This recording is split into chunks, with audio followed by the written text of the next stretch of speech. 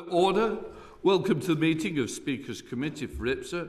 We're here today to consider IPSA's Supplementary Estimate 24-25. Richard and Ian, could you introduce yourselves for the record? Thank you. Thank you, Mr. Speaker. I'm Richard Lloyd. I'm Chair of IPSA.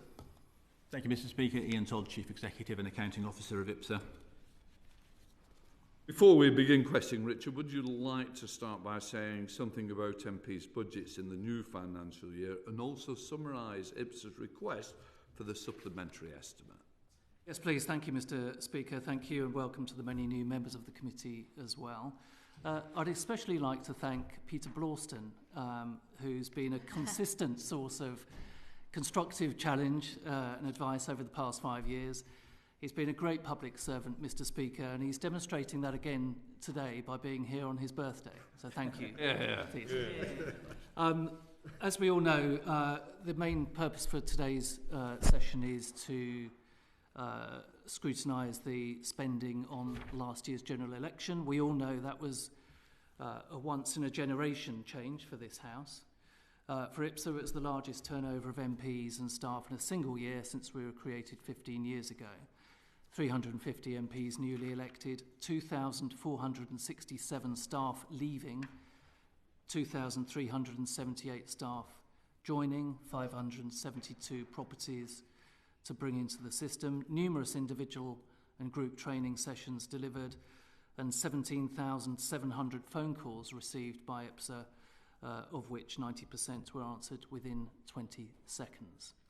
So I'm especially proud of the way everyone at IPSA has worked so hard to deliver the best possible service to departing new and returned MPs and their staff. We've responded to last Parliament's Administration Committee's recommendations, and while we haven't yet done a full evaluation of the election-related work we carried out last year, the feedback we've received so far has mostly been excellent. As you know, we agreed last year with the then SCIPSA that rather than speculate about the timing or the outcome of the election in advance, of course the election could have been next week, in theory, rather than speculate in advance of the election, we would instead bring you a supplementary estimate with the actual spending figures on the election-related work once these were known, and that's what we bring you today. We also said last year, with the agreement of the committee, that we would bring at the same time the expected spend to deliver the McLeod remedy. Members have until the end of this month, the 31st of January, to make their McLeod choice. So there's still some uncertainty, but what we've presented is the best possible estimate, which is based on the Government Actuaries Department projection, rather than our own. Finally, Mr. Speaker, we've also written to the committee with our proposed budgets for MP staff and offices for 25-26. We've done this in the past with your agreement at the earliest possible moment, and ahead of the process for the approval of our main estimate, because to wait until March would leave members and staff uncertain about their main budget lines and unable to plan for the new financial year until it's almost started.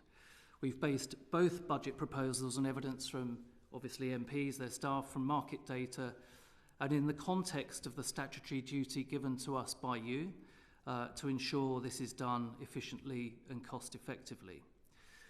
Of course, there are many views about the size of these budgets, both in the context of pressures, for example, of casework, the need for safe and secure offices, and the wider economic and public sector spending context.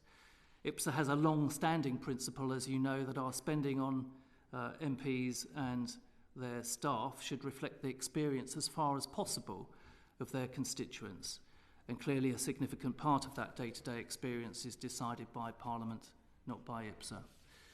We've therefore proposed an uplift to the overall budget envelope for staff, within which we would apply an automatic uplift to staff salaries of 3% from the 1st of April 2025. MPs are free to opt out of that arrangement, and we expect that more may do so this year as MPs work through their new staffing arrangements and the salaries they've offered as the employer to new starters are assessed in the last few months. For office budgets, we've proposed an uplift that recognises the variation in the pricing of leases in different parts of the country, the pressures in some markets on costs, and the different approaches taken by MPs who may, in some cases, have felt the need to be visible or to have higher standard offices than their predecessors, some of whom kept away from the high street, for example, for understandable security or quality reasons. If the committee agrees today to us communicating these provisional budget figures, we'll do so to every MP and office manager this week, as I said, so that they can begin planning for the new year. And we will, of course, return to this committee with a full estimate and our plan alongside it for you to consider in March. So until the full estimate process is concluded, these figures will remain provisional and subject to the will of the House.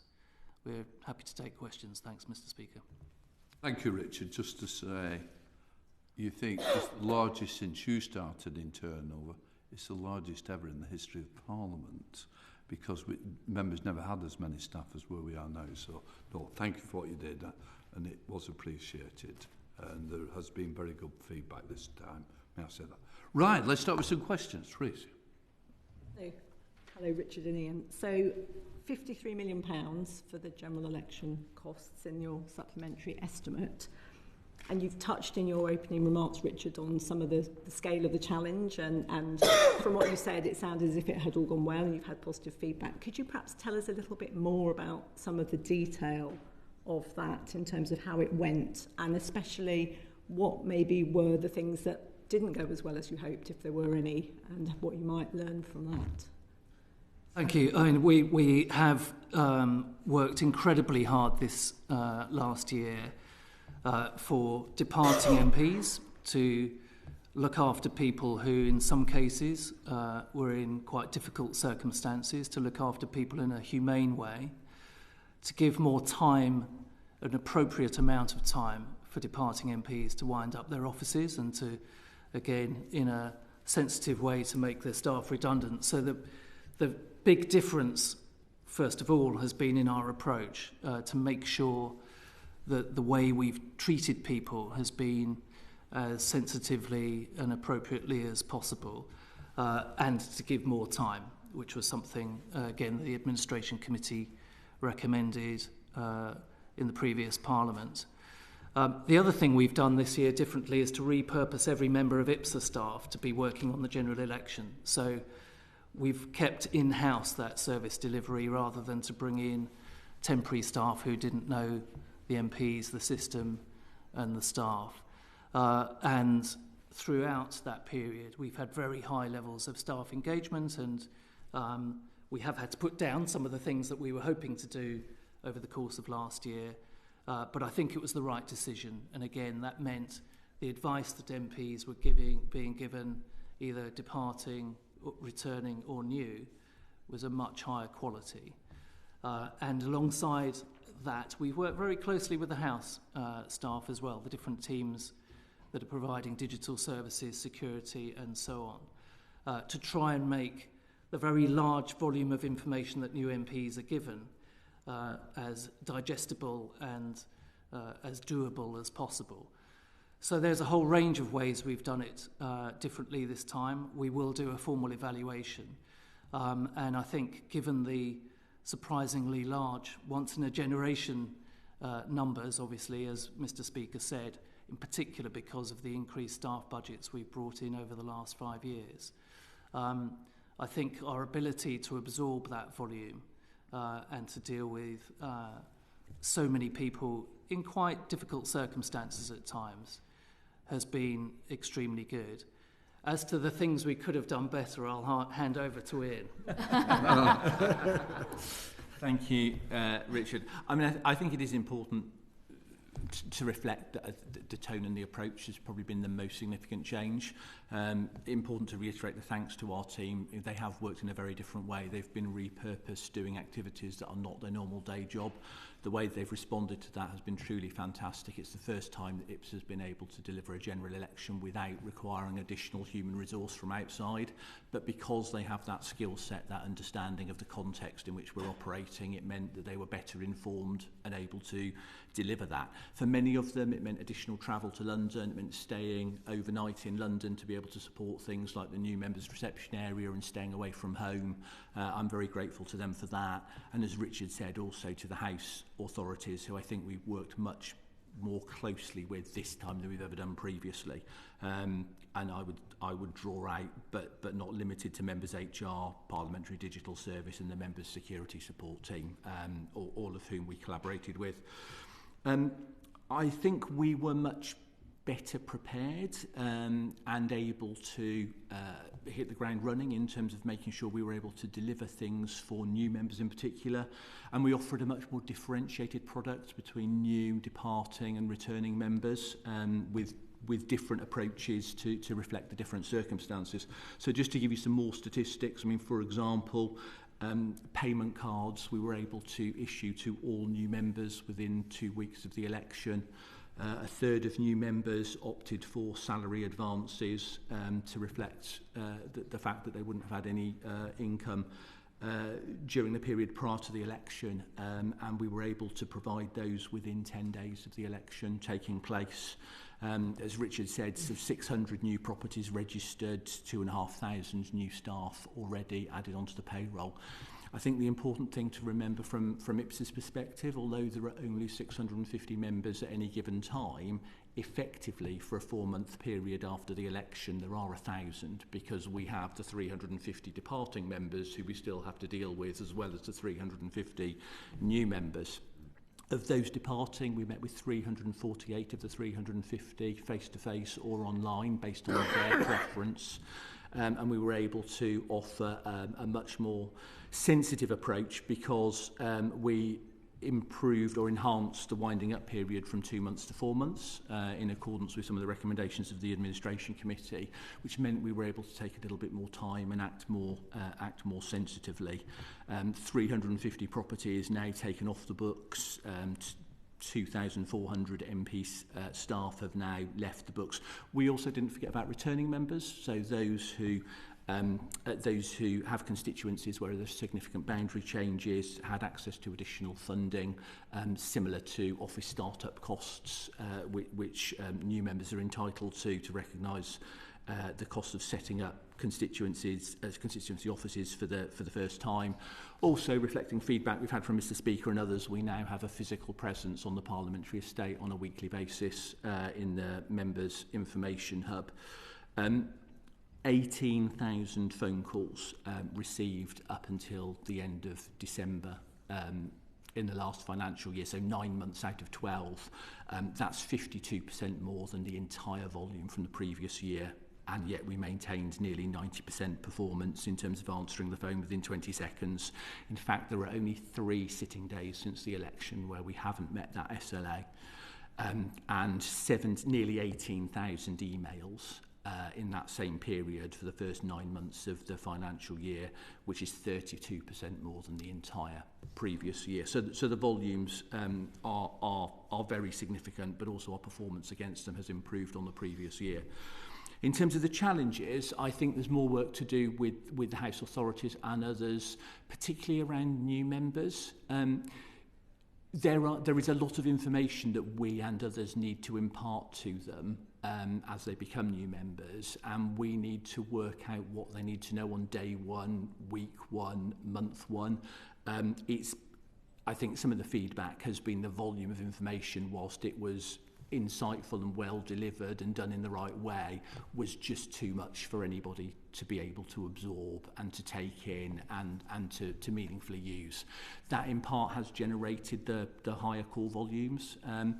We do run specific induction sessions, and I have to say the take-up of those has been relatively poor because of the commitments that members have got. So we do have instances where people are signing up to meetings but then aren't able to attend at short notice because they have other commitments, and we need to find a better way of doing that, because that training will enable people to enhance their understanding of the systems, which will make it more efficient going forward. I think we also, again, reflecting points that Mr Speaker's raised in the past, we offered a new accommodation opportunity to a number of new members where we sought to help them to find new accommodation. It worked in some instances but wasn't as universally successful as we would like, partly because the election arrived earlier than we'd expected. And we need to review that and make sure that we can offer a consistent product going forward. Gordon. Thank you, Mr Speaker, and thank you, Richard and Ian, for coming to the committee. First of all, I just want to echo my own thanks to your team, who have been extremely helpful. And I've been a regular user of the phone line, and it's always answered very quickly, so I'm very grateful for that. You can the House of Commons. Huh? Yeah. So thank you for that. The question I wanted to ask, and you've touched a little bit on this, Richard, already, is about the main estimates and the fact that IPSA then had to go to the Treasury Contingency Fund because there wasn't a sort of general election estimate within that. I just wondered if you could expand on why you didn't request specific election funding as part of your main estimates for 24-25. Thank you, Gordon, and members of IPSA staff will be watching, I'm sure, so they'll be grateful to hear your comments. We did think very hard about this last year, and as I said earlier, there was an issue about uncertainty. There always is, of course, about timing. There was also a great deal of speculation about the consequences of the election. And if you remember, the environment was particularly difficult for some MPs at the time. The media environment, some of the hostility that members were experiencing. And of course, we could have made a rough estimate, but it would have been exactly that. And I think given what's happened, we would have been back here anyway, because I don't think we would have, and I don't think any of the informed observers would have estimated that 350 new MPs would be coming into the House.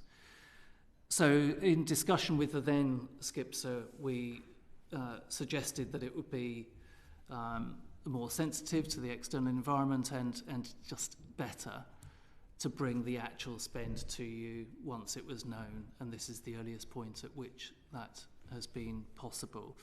One of the things we will do, though, in planning, we need to start planning for the next election now.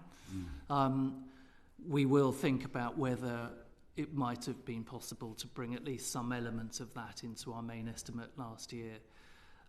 Had we made any estimate, I suspect it would have been read as a prediction by IPSA of how many MPs were going to lose their seats, and I think at the time that would have been the wrong thing to do. But we will do lessons learned, and whether there is a better way of doing this, of course, we'll do that. Thank you. Thank you. Alan. Thank you, Mr. Speaker, and thank you, Ian and Richard, for coming along today. You've touched on, in some of your previous answers, the unpredictability of a lot of putting together an estimate with what happened during the general election. But I wanted to talk a little bit about the tax on winding up payments, as it strikes me that this is one of the areas that could have perhaps been reasonably predicted that tax would be due. As Ian said, there was a system in place prior to the 2024 election, although the value of it has changed following the recommendations of the Administration Committee.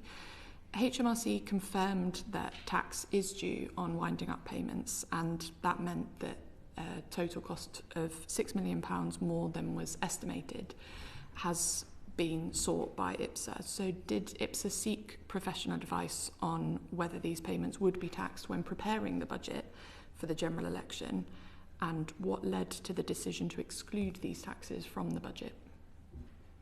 So I think it's important to reflect that our payroll team within IPSA are members of the Chartered Institute of Payroll Professionals. So some of that professional advice does come from within, but this is specifically a point in relation to HMRC.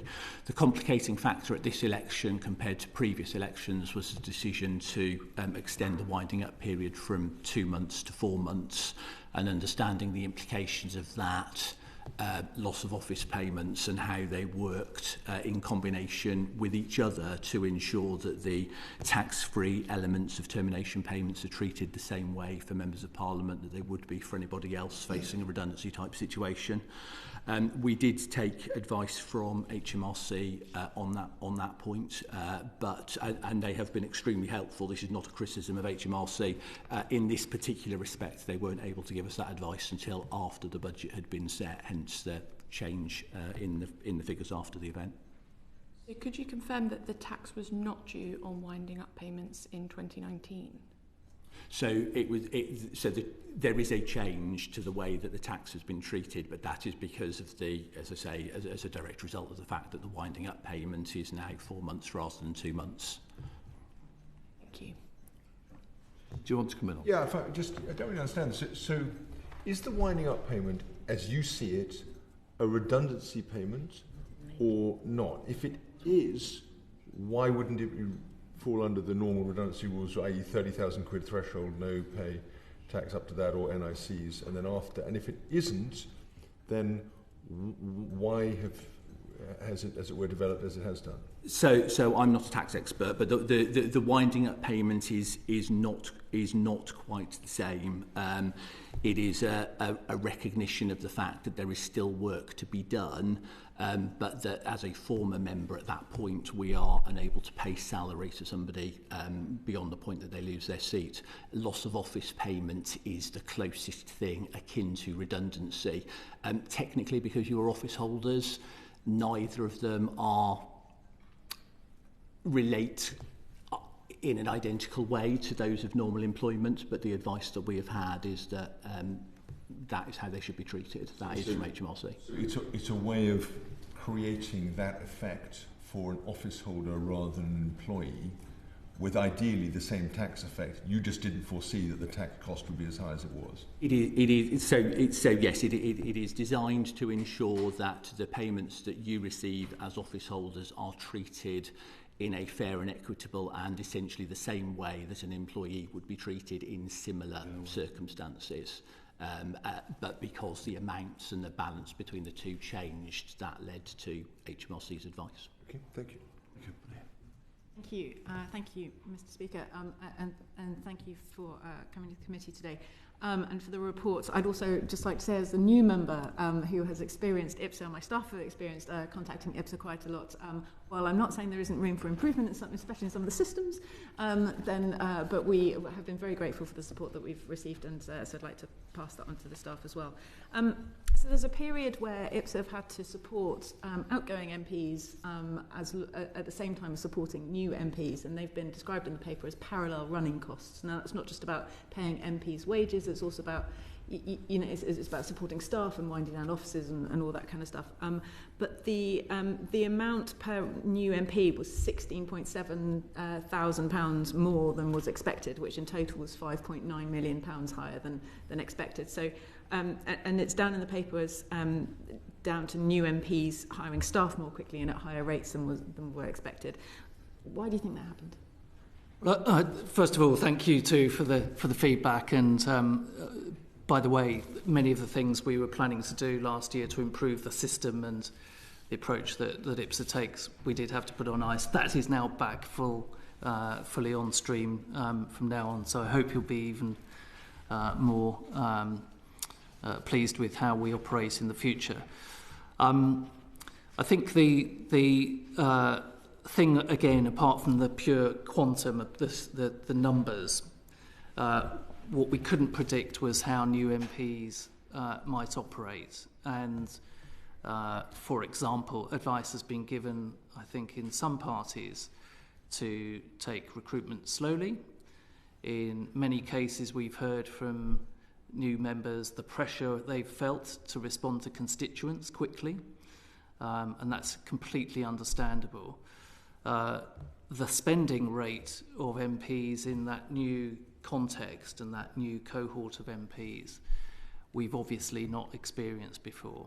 We have much data going back, since the last 15 years, but we are now clearer about the spending patterns, the likely recruitment patterns, and so on.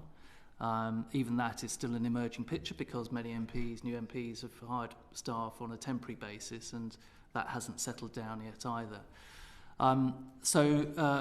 Similar to the estimate of meeting the needs of incoming MPs, there is the staff to consider, and the offices and so on, and those parallel running costs to enable former MPs to wind up their affairs effectively and fairly alongside the new running costs for new MPs have been beyond what we expected. It's as simple as that. That said, for future years, I hope in time for March, we have got a better handle on the data and on the patterns of spending, and we'll be able to forecast much more accurately what the budgets will need to be for the future. But this has been a learning 6 months for everyone. Yeah, I mean, I think the only thing I would add is that the average redundancy payments for members of staff, for departing members, were also higher than we'd anticipated. That obviously depends on the nature of the length of their employment, and because the turnover was so high, some much longer standing members of Parliament who had longer standing members of staff who had to leave their employ, that led to a higher figure as well. And of course you couldn't predict, and nor should you have predicted which of those. We couldn't predict which, no, absolutely not. Thank you. Right, Tina, please. Thank you, Mr. Speaker. And thank you very much to you both for the insight regarding IPSA's role in the election. For a new member to the committee, it's been very helpful, and I must say I'm impressed, but I'm not the person to be impressed. It's the members of Parliament that the IPSA serves. And you may have touched on this already, notwithstanding you've mentioned that an evaluation will follow, and colleagues have asked about lessons learned. But I'm interested to find out what lessons have been learned regarding financial planning for this election, and what might be done differently for the next. Thanks, Tina, and welcome to you too. I think some of the policy changes we made, again proposed by the Administration Committee, it slightly follows on from my previous answer. In particular, our decision to extend the winding up period.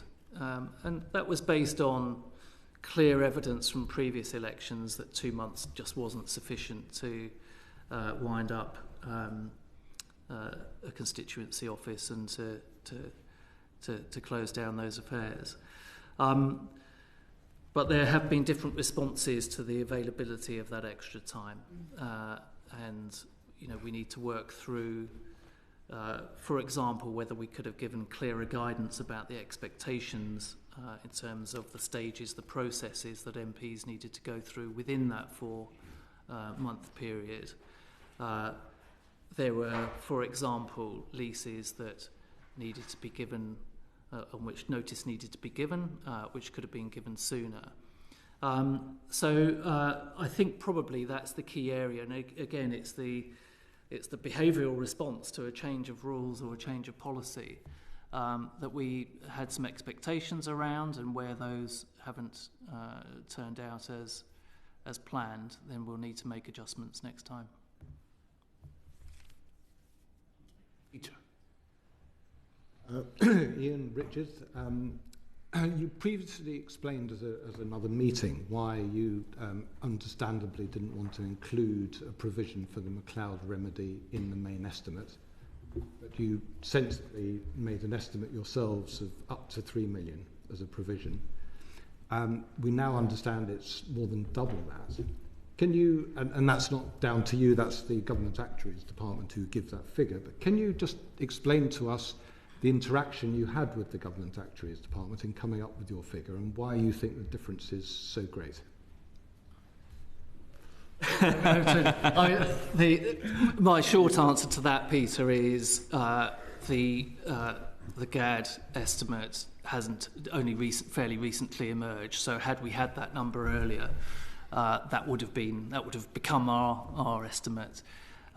We've relied on the Parliamentary Pension Fund Secretariat as well for their insight into, again, the likely take-up of different choices within the McLeod remedy.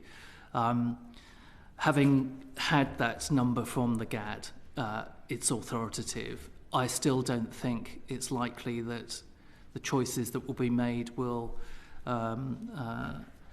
arrive at an outturn close to that number, but having been given it by GAD, the responsible thing for us to do and the accounting rules that we operate within require us to go with that number.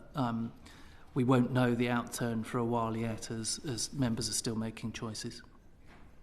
And I think, as you rightly alluded to, Peter, I mean, this is a provision. This is not money that we are seeking now or that we intend to spend during the course of this financial year. This is simply a marker through the estimate process, as we're required to do, to effectively inform Treasury that decisions are being made now which have a financial consequence and a commitment further down the line. So the actual spend of that money will come further down the line, and as Richard said, is likely to be much less than the GAD estimate, which is a worst case scenario based on the decisions that individual members make. Thank you. No further questions. Can I thank both Ian and Richard? Thank you for again. Thanks, Mr. Speaker.